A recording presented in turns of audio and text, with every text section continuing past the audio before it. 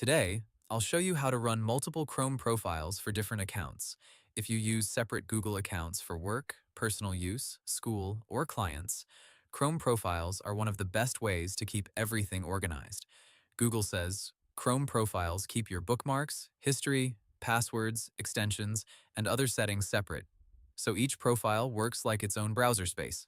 That means your work account can stay completely separate from your personal account, even on the same computer.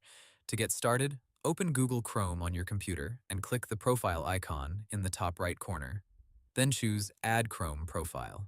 Google says you can create a new profile from there, and if you sign into Chrome with a Google account, the profile can sync your bookmarks, passwords, and settings across your other devices too. After that, choose a name, photo, and color scheme for the profile.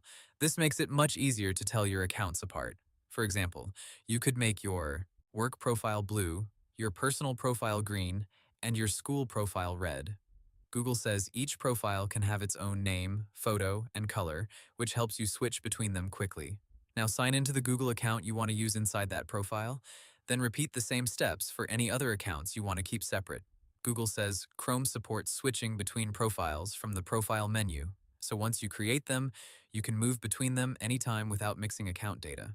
If you want Chrome to show all profiles whenever it starts, Google says you can open Manage Chrome Profiles and turn on Show on Startup. That is useful if you regularly choose between several profiles at the beginning of the day.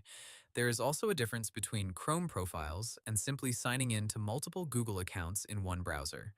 Google says you can add multiple Google accounts on the web, but Chrome profiles are the better option when you want truly separate browsing spaces for different accounts. And that's how to run multiple Chrome profiles for different accounts. Hope the tutorial was helpful. Subscribe to my channel and see you in the next video.